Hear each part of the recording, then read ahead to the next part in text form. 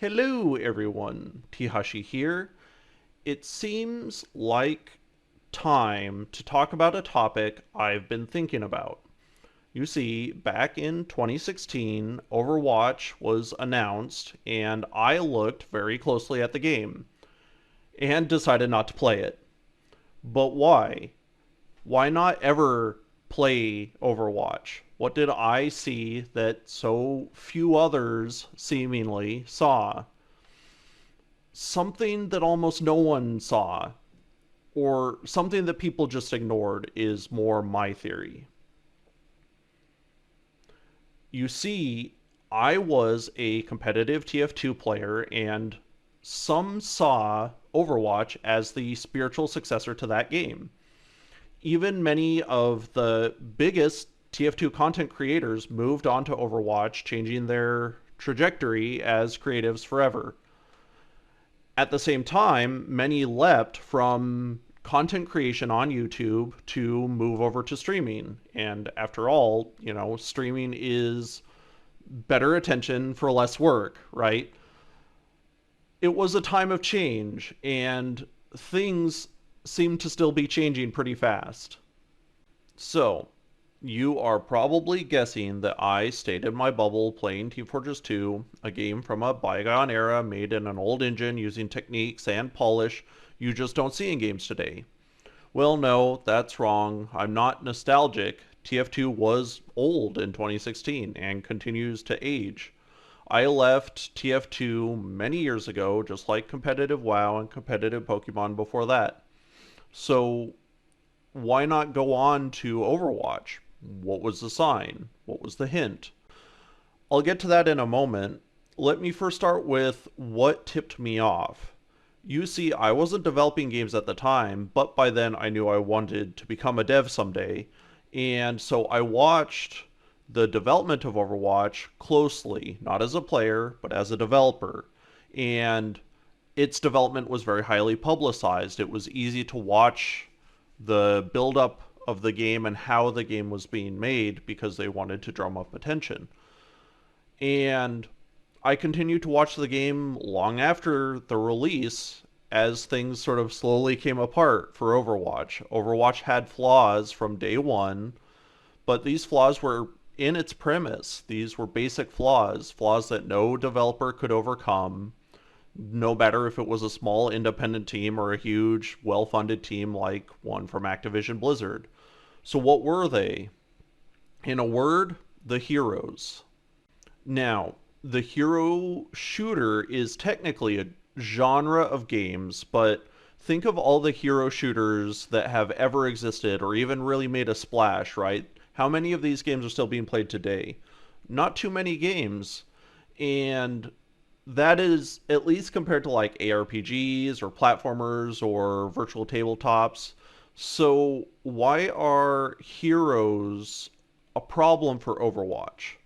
Well, not just Overwatch, not exactly, but any such hero shooter kind of game, even Team Fortress 2. The issue will always be in the abilities of each hero and finding a good niche for that hero or that hero's abilities. TF2 is an old game, but it resolves these issues with a loadout system, right? You don't change the hero, you change the subclass. Unless you really need to make a big shift, then you can just change between the hero. So instead of each hero needing an entirely new niche to fit into, you can find sub niches.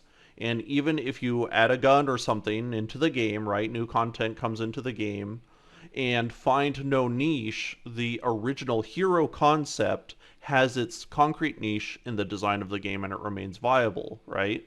This was not the case for Overwatch. So not only does Overwatch get this wrong, but way wrong. As I say, from day one, they had this problem. Overwatch promised heroes, a lot of them, and you could see their developmental strategy from the very beginning, right? Take TF2's classes, then take their subclasses, right? Split them all up into tiny little concepts and make them into individual heroes and put them in Overwatch, right? But of course, there's an issue with this, and the issue was obvious, especially if you know anything about this kind of game. And we knew this from the developmental stage, right? everyone should have noticed. You will run out of viable niches very, very quickly if you do it. And even up to the point where you still have like the tiniest little niches left or whatever, and you're running out of niches, you're still left with a bunch of painfully simple and shallow heroes to play with not very much gameplay, very limited skill floors and skill ceilings, right? Okay, the part that should have been the easy part, I say. But the part that was difficult to notice is the part that comes next. What was Blizzard going to do when they started running out of niches? How are they going to get more heroes into the game once all the niches are occupied by someone else? Probably someone who's already better at it. Well, the throwaway answer is play with the numbers, right? Tweak player power. If development places a character in a bad niche or a full niche, just up their damage and players will still use them, right? But this has a knock-on effect, not just by destroying the balance of your game. That bit is obvious. The part that's easy to forget is, what does it do to your community? It makes people mad, really mad, right? And it makes people feel ignored as players see other heroes get buffed while their favorite heroes with a tiny or weak niche remain unviable, right? People get attracted to the character before they explore with the skill set. It's only very competitive players that care about skill set first and then like the sort of lore or the intrigue of the character afterwards. So when your character gets neglected, it hurts, right? It hurts your feelings. So as the game went and each hero was released, the game's balance got worse and worse, and people got more and more angry. But was all of this enough of a reason not to play? Overwatch was Game of the Year 2016, and we're still talking about it here today. Surely, in that space of time, there was some fun to be had, right? Some value for your money. Well, the development of Overwatch was not the only problem. The game industry changes fast, and even when Overwatch came out, it was vastly overvalued. Just like every AAA game that's come out since then has been hugely overpriced. When TF2 came out, there were many ways to get the game for nothing, right? But even if you paid for it, like I did, they gave you a cosmetic. Yep, that's my $20 cosmetic right there. But what I'm saying is that even before TF2 was completely free to play, it still only cost 20 bucks. But no, this is Overwatch. And like every Blizzard title, it came out with a myriad of different launch versions, the cheapest of which I think was 40 bucks. Still not a bad value for money, right? Well, no, but you're entitled to your opinion. But let's say you were right. Let's say it is good value for money. Let's say the average Overwatch player can be forgiven for first overlooking the flaw in Overwatch's premise, the flaw in its balance, and then the flaw in its pricing. This is probably where you were when you bought the game. But you ignored the biggest factor. And this is why I didn't even consider buying Overwatch when it was announced. When it went on pre-order, right? Didn't consider it. After it was reviewed, didn't consider it. And even when all my like TF2 friends left and started playing, never once considered buying Overwatch. Who made Overwatch? That's right, Activision Blizzard. When I saw the game was made by ABK, there was no way I could buy it because that company is completely unworthy of trust. Did you forget the part where I play competitive WoW? Well, I hope not, because this is when that bit becomes important. You see, I've had my eyes on Blizzard for a long time, and by the time Overwatch came out, I had learned a few things. One, that Blizzard not only can't, but won't make a balanced PvP experience. PvP is player versus player, if you don't know somehow. Two, Blizzard, as a company, doesn't just make good games into bad games, they make good people into bad people. But most especially, most importantly, Blizzard are the experts of fucking with player expectation. They are master manipulators, liars, and thieves. They didn't just take TF2's creative ideas. That's fair, right? That makes sense. But they took TF2's business model. And this is the part where you need to pay really close attention to what Blizzard does with Valve's ideas. First things first, what is TF2's business model? Loot boxes? Microtransactions? No, all child's play. They string your expectations along. They worm their way into your heart so that you give special consideration to companies like Valve or Blizzard, even though the business model actually is take that goodwill that they build in your hearts and trade it in for money. Never forget, right? Gabe Newell was a gold seller. He was a gold seller in WoW, right? And if you're unfamiliar with what a gold seller is, all you need to know is that gold sellers are the scum of WoW society, only to be outscummed by gold buyers. Why do you think they planned Overwatch 2's content cancellation, right? They didn't plan the content, they planned the content cancellation even before its full release, right? They gave you a bunch of promises to take them away, right? That was the plan. That was the entire plan. Not the content and then oops, plan changed, now we're taking it away, right?